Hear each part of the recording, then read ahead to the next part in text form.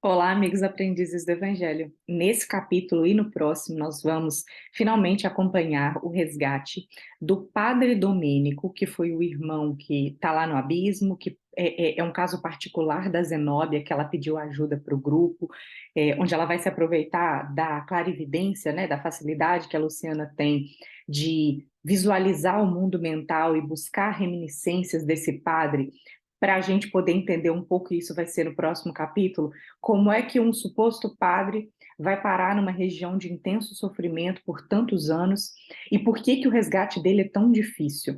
Esse é o capítulo que eu me referi no prefácio aqui dessa sequência de vídeos, né? Quando eu comentei o prefácio do livro Obreiros da Vida Eterna, que quando eu li o livro pela primeira vez, esse trecho me marcou mais no livro todo, tá? Claro que os casos de reencarnação, de desencarnação nos ajudam tanto, mas a cegueira espiritual de alguém que está em sofrimento no mundo espiritual, e tendo em conta o tipo de vida que esse padre teve, e a gente vai conhecer essas experiências por meio da Luciana, me faz refletir muito sobre a cegueira dos próprios encarnados. Então, se os desencarnados chegam a esse nível de inconsciência, fica um pouco menos difícil de nós entendermos o quanto é desafiador abrir os corações enquanto nós ainda estamos aqui na carne.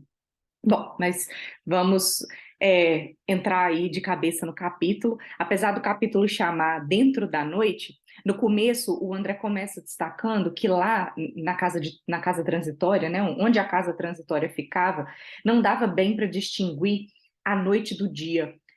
A névoa era tão grande, era tão espessa, e assim, o sol era uma bola que parecia um disco de ouro velho, e a lua ele vai descrever aqui como uma bola vermelha sangrenta. Não havia nitidamente uma distinção entre dia e noite. O ambiente era tão complicado que dentro da casa havia aparelhos para produção de ar puro, né, para renovação do ar, para que ficasse respirável, para que ficasse agradável. Dentro da casa, o André comenta também que as luzes artificiais ficavam acesas o tempo todo, então também não deixava ele ter essa distinção de dia e noite. E apesar de a gente estar descrevendo, e descrever ainda mais, né, uma região de tanto sofrimento e tão tóxica, é importante dizer que essa toxicidade do ambiente é causada pelas mentes que lá estão. O André destaca que é uma região de princípios mentais extremamente viciados, e estão ali devido às próprias escolhas que tiveram durante suas vidas. Esse é um ponto importante, reforçando mais uma vez aquela noção que às vezes a gente esquece, a gente tem tanto medo, né, da desencarnação e do sofrimento que vem. Nossa, não quero passar pelo umbral. O umbral não é uma designação de Deus, você vai passar por lá e vai ficar lá tantos anos. Não, é uma consequência do nosso tipo de vivência. Então, por isso é tão importante essa educação espiritual que a gente tem quando estuda os livros, quando reflete principalmente, coloca em prática no nosso dia a dia, vendo o quanto é difícil vencer as nossas más inclinações. É, e o André também comenta que nunca, ele já tinha passado, né, algumas vezes por lugares assim, principalmente porque eles enfrentavam esse tipo de caminho na viagem, mas ele nunca tinha ficado tanto tempo numa região como aquela, que dava uma enorme sensação de deserto e tristeza. Bom, mas apesar disso, aquelas pessoas que estavam ali na casa, que trabalhavam lá, principalmente a irmã Zenóbia, faziam de tudo para que a estadia de quem passava por lá e até de quem trabalhava lá fosse bem agradável. Eles ainda destacaram para eles, né, como uma reflexão, que era importante aproveitar esse momento que você estava num local assim tão complicado externamente para olhar para dentro, né? Um momento de se trabalhar internamente. E o Jerônimo também aproveita nesse momento para destacar que, num abrigo de pronto-socorro espiritual, é conveniente que não haja facilidade para distrações prejudiciais aos nossos deveres. É uma coisa importante porque ali eles estão em uma assistência muito direta a sofredores em uma região muito difícil, em uma região que não se pode abrir brechas por causa dos ataques a que a casa pode ser submetida, e a gente vai acompanhar um outro caso em que deve-se ter vigilância intensa e constante. Então, num pronto-socorro espiritual como esse, a questão é ficar centrado no trabalho. Por isso, a gente até acompanhou, né, a situação do irmão Gotuso, que quando vai para os seus descansos, vai para a crosta da terra para respirar um ar puro. Você vê como é que lá é ruim, né? Porque aqui, como a espiritualidade também fala, né? Que a gente se arrasta aqui encarnados, que a gente também respira um ar tóxico pelas nossas emanações mentais. Ele está descrevendo um lugar que é bem pior do que isso. E interessante que também comenta que é por isso que quando a gente está aqui na Terra e ouve falar do inferno, a gente não fala de regiões bonitas. Na verdade, o inferno sempre foi descrito pela teologia como uma coisa muito pesada, horrenda e sofrida, né? E aí ele complementa, né? Ressalta isso. Aos culpados e renitentes confessos, não convém a fuga mental. Eles têm que ficar sós com suas criações mentais inferiores, a que se ligaram intensivamente e completo voluntariamente. Então, é uma forma de fazer a pessoa cair em si. Né? E às vezes o sofrimento se intensifica tanto porque pouco sofrimento não dá conta de despertar corações. Bom, mas aí quando deu 19 horas, se aproximou o momento de eles começarem a jornada, e a Zenóbia convocou 20 cooperadores para participarem dessa trilha junto com eles, 3 mulheres e 17 homens, e o André destaca que essas pessoas, olhando assim, não pareciam ser pessoas desenvolvidas intelectualmente e na sensibilidade, com sensibilidade extremamente apurada, não eram pessoas delicadas, tá? E aí ele destaca que, apesar disso, era nítido a boa vontade, o caráter resoluto no espírito de serviço e a dedicação leal. Eles estavam ali para cumprir uma tarefa e cumpriam essa tarefa com respeito e com eficiência. Esse é o ponto. E aí, mais tarde, o André descreve que ficou sabendo que o próprio Instituto asila asila constantemente variados grupos de entidades repletas de característicos humanos primitivistas, porém portadoras de virtudes e valores apreciáveis, que colaboram nessas tarefas gerais e se educam ao mesmo tempo, preparando-se para reencarnações e experiências de mais elevada expressão. Então dá a entender aqui que ele está falando de espíritos menos evoluídos, talvez até com menos experiências reencarnatórias, que estão lá em um trabalho mais próximo dessa região sofrida, mas estão também se educando e se preparando para reencarnações que vão fazê-los dar mais saltos na evolução. Bom, e aí o André vai destacar aqui um ponto muito interessante do capítulo também, que antes deles partirem, apesar deles ficarem fora 4 horas pelo que foi planejado, a Zenóbia quis garantir que tudo estava acertado, tudo estava pronto, tanto para a expedição, o que ia levar, o que eles precisavam, quanto das atividades que iam continuar na casa enquanto ela estivesse fora. E muitas atividades. Eu vou destacar alguma aqui, porque são citadas diversos tipos, e é muito importante para a gente ter uma noção do que essa casa lá no meio do abismo, na verdade, no meio de uma região de sofrimento faz. Aí ele começa a descrever casos difíceis de reencarnação compulsória, visitação dos encarnados parcialmente libertos na crosta para receberem benefícios magnéticos, e também outro departamento que traria crianças recém-desencarnadas para se encontrarem momentaneamente com suas mães que ainda estão na crosta, também acontecendo lá nessa região. Eventual recepção de missionários do bem que viriam de esferas mais elevadas, que ficariam ali, né? Temporariamente para seguir seus caminhos, leitos para alguns desencarnados prestes a serem trazidos, outras delegações que estavam em caráter de trabalho espiritual que iam se encontrar no abrigo, 2 novas missões de socorro que ficariam ali, alcançariam ali aquela casa e ficariam até o período da manhã. Bom, além disso, todos os trabalhos preparatórios para a mudança da casa, porque a gente viu que vai passar um fogo que vai limpar aquele ambiente e a casa vai ter que mudar de lugar, e isso também tem um monte de tarefas que não são usuais da casa, que são daquele momento, daquela necessidade, daquele momento que vai passar esse fogo purificador, e aí também tem um tanto de serviço a ser destinado.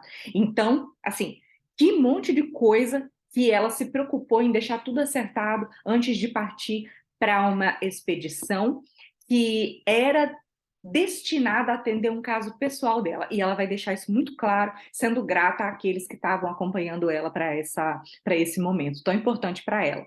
E aí, finalizando as providências que ela tinha que tomar, ela acenou para eles, convidando a acompanhar, e deixou muito claro, desde o começo da expedição, que o objetivo deles era não chamar atenção. Então eles iam o caminho todo, com a luz apagada, iam seguir silenciosos, a pé, sem nenhuma manifestação. Era para ir em filinha, quietinhos, quietinhos, quietinhos, porque qualquer desatenção prejudicaria o objetivo.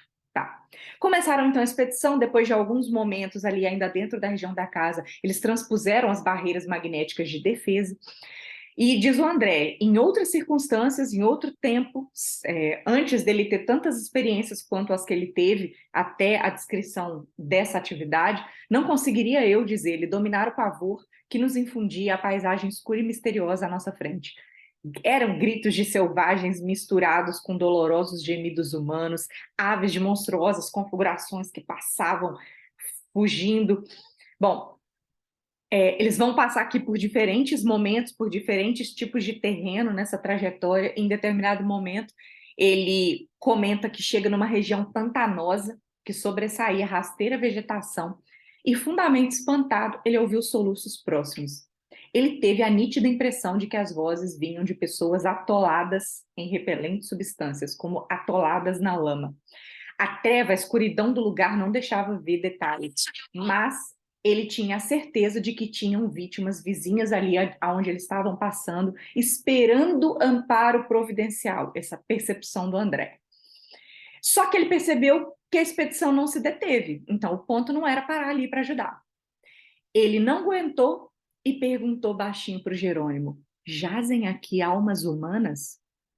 A única coisa que o Jerônimo fez foi silenciosamente pedir para ele ficar quieto. Mas as 4 palavras que ele proferiu já foram suficientes para que os lamentos se transformassem em rogativas tocantes e estertorosas. Ajuda-nos quem passa, pelo amor de Deus, salvai-nos por caridade, socorro, socorro. E aí, as entidades presas nesse lodo, gritando por socorro, inesperadamente, por susto do André. Apesar dessas entidades ficarem presas a esse mesmo lugar, saíram desse lodo figuras animalescas e rastejantes, lembrando lagartos de proporção descomunal, e avançaram para atacar a caravana. O André comenta: experimentei o instinto de utilizar a volitação e fugir depressa. Olha só, ele causa o problema e ainda estava pensando em sair correndo. Entretanto, todo mundo estava sereno, todo mundo manteve a tranquilidade, então ele esperou firme. A Zenóbia deu um aviso com a mão e os colaboradores que estavam com ela, cerca de 10, estavam com aparelhos que emitiram choques elétricos, e isso foi o suficiente para que esses monstros recuassem, entrando de novo no pântano. Só que aí as lamentações continuaram, né? O pedido de ajuda, libertai-nos, socorro. Bom, o André ficou de coração partido nesse momento, mas ele percebeu que ninguém parou, então ele pensou, bom, tem em jogo maiores interesses de trabalho, e ele não insistiu, óbvio, né, já era para ter aprendido a lição, e entender que não era só por isso, a gente vai entender um pouquinho mais para frente, que não é só porque eles tinham um objetivo específico a cumprir, não é que as pessoas que estavam ali naquela caravana e até a irmã Zenóbia não se sensibilizavam com aquela situação. Ok. Mas alguns minutos eles entraram num terreno de configuração diferente, dessa vez o susto foi diferente, né? Vinham vultos negros de entidades humanas perto deles. Eles se aproximavam na intenção de atacar, mas fugiam, talvez, suponho o André, pela quantidade de pessoas que estavam naquela caravana. Esse número de entidades afastava. E, prosseguindo a marcha, penetraram em outra região, e, ao sinal da Zenóbia, os 20 auxiliares que foram com eles ficaram ali, e ela pediu que eles ficassem ali até eles retornarem. Então, eles continuaram mais um trecho da viagem sozinhos. E aí a Zenóbia, então, passa a conduzir o grupo, né? O grupo da Jerônimo, André, Luciana e o padre Hipólito, e chegaram a um ponto em que a paisagem deu uma trégua. Diz o André, a atmosfera rarefazia-se de maneira sensível, ou seja, ficava mais respirável aquele lugar, e até a lua pareceu menos vermelha, a relva mais doce, o ar mais tranquilo. E a Zenóbia esclarece: estamos em um reduzido oásis de paz, em meio de extenso deserto de sofrimentos, justamente para onde os colaboradores da casa conseguiram tirar o padre Domênico, que a gente vai conhecer agora, do abismo e trazer ali para a beirada, numa região um pouco mais amena, que facilitaria o atendimento deles. Bom, e só para deixar eles tranquilos, a Zenobe quis esclarecer sobre o fato ocorrido lá na lama. Aí ela falou: ó, a gente não é insensível, né, impermeável às rogativas dos nossos irmãos que ainda gemem no charco de dor a que se atiraram voluntariamente. Destaque para isso: charco de dor a que se atiraram voluntariamente. Dilaceram-nos o espírito essas rogativas dele. No entanto, a casa transitória de Fabiano tem-lhes prestado o socorro possível. Só que esse socorro que eles prestam tem sido repelido. Eles vão lá, libertam periodicamente, então eles vão lá, resgatam aqueles que estão escravizados por aqueles monstros. E o que acontece depois?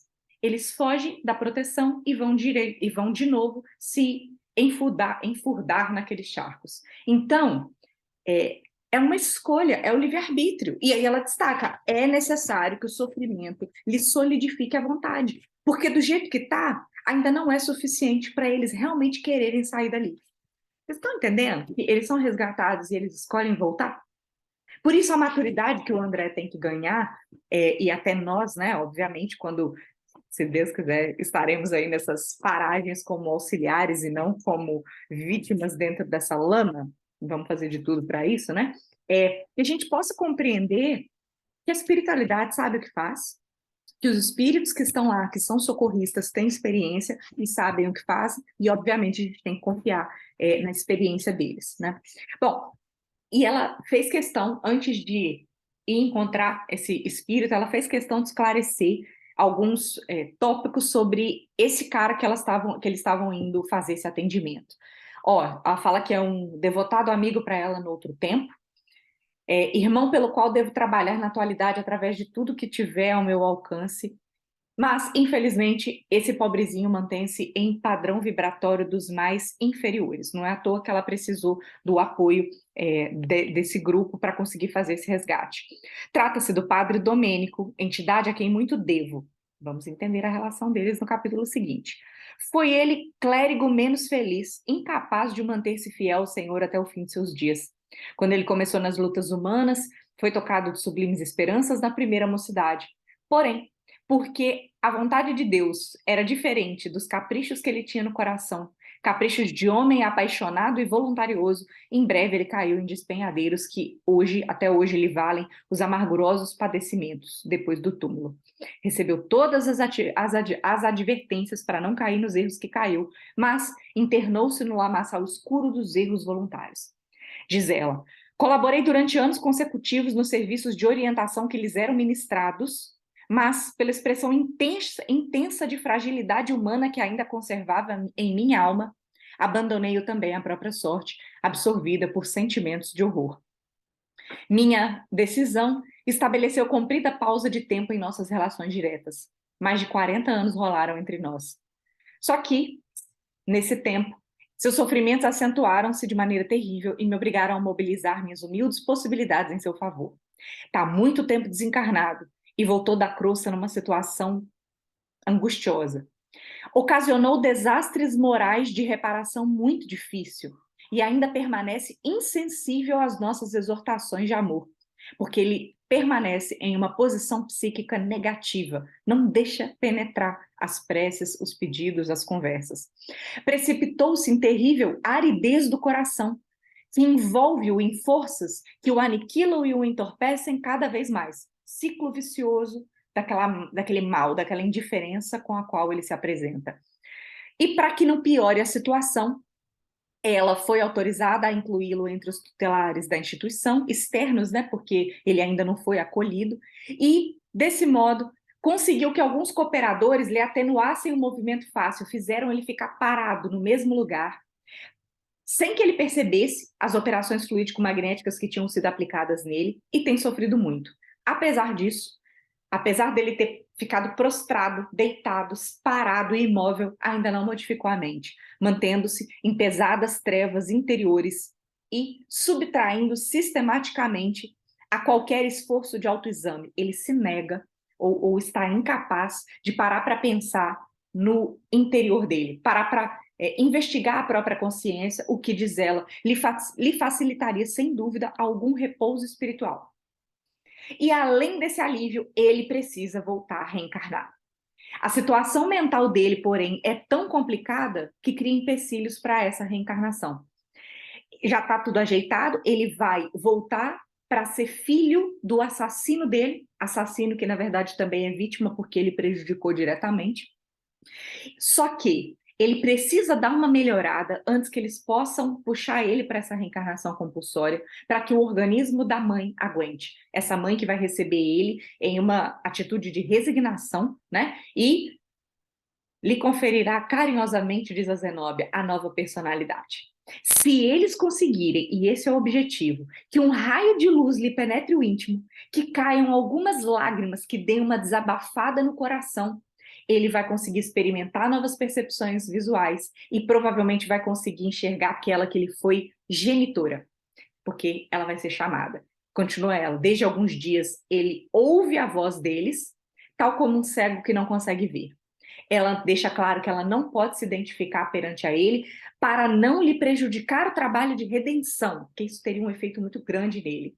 Mas espero que esta noite muito possamos fazer em seu favor, com os valores da prece, aguardando ainda a prestação de serviço da clarividência da Luciana, para elevar o tônus vibratório dele, para que ele tenha condições de visualizar um pouco mais, para que ele dê uma abridinha no coração, e ela vai chamar mentalmente a Ernestina, que foi mãe dele, e ela está convencida de que, vendo a genitora, o Domênico vai se transformar em breves dias e conseguir se preparar para a reencarnação. E agora inicia-se efetivamente o trabalho, que é de tanta significação para ela, e por isso ela pede desculpas pelo caráter pessoal. Ela fala que não é fácil juntar um grupo tão harmonioso.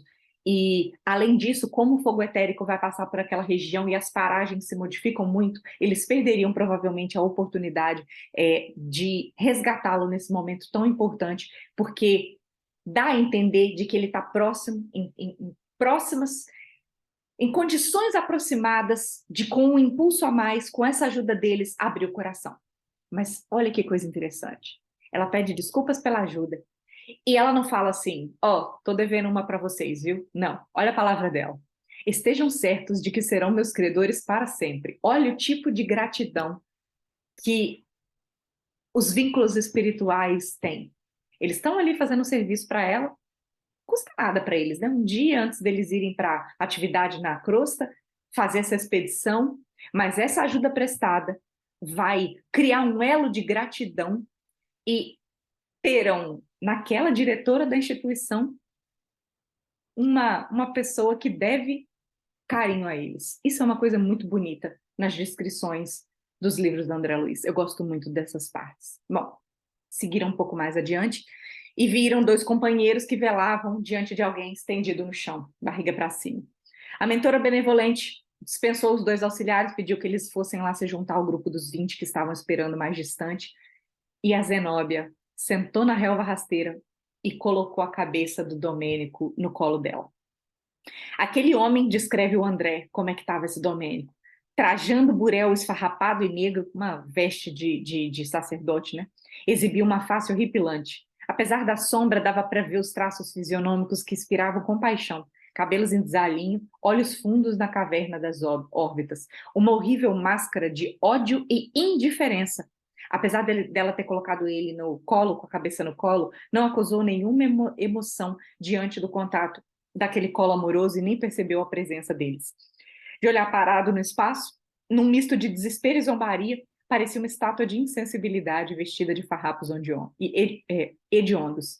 E a Zenóbia começa a chamar ele, Domênico, Domênico, por repetidas vezes, até que ele percebe alguém chamando, como se fosse um áudio muito longe, e pergunta, quem me chama? Ó poderes orgulhosos que desconheço, deixai-me aqui no inferno. Não desejo o céu reservado a prediletos. Pertenço aos demônios do abismo. Não me perturbem. Odeio, odiarei para sempre. E ela tenta de novo falar com ele e ele não se apercebeu e continuou praguejando. Malvados, gozam aí no paraíso enquanto sofremos dores atrozes. Hão de pagar-nos. Deram-me direitos no mundo. Prometeram-me a paz celestial. Conferiram-me privilégios sacerdotais e precipitaram-me nas trevas.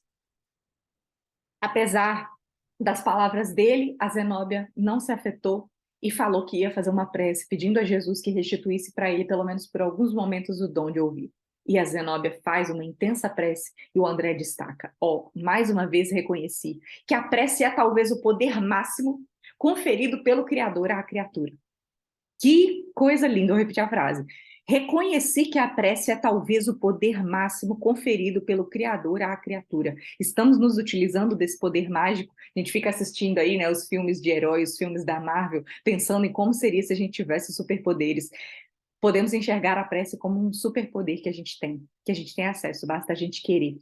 E depois dessa súplica, observou que de todos eles irradiava forças brilhantes que saíam do tórax, saíam deles e alcançavam o tórax da Zenóbia para dar mais força a ela. Das mãos dela saíam raios diamantinos e ela colocou na fronte do desventurado, chamou ele novamente e aí ele demonstrou que percebia uma audição diferente, fez um esforço gigantesco para se levantar, tateou ao redor e perguntou: quem está aqui? E ela falou: somos nós que trabalhamos em teu favor a fim de que obtenhas paz e luz. Só que ele continuou reclamando. Falou: que nada, fui traída em meu ministério sacerdotal, negaram meus direitos prometidos. E agora, o que vocês querem de mim? Lastimar-me? Não preciso da compaixão alheia. Aconselhar-me? Impossível. Estou cego e atormentado no inferno por deliberado menosprezo das forças divinas que me desampararam totalmente.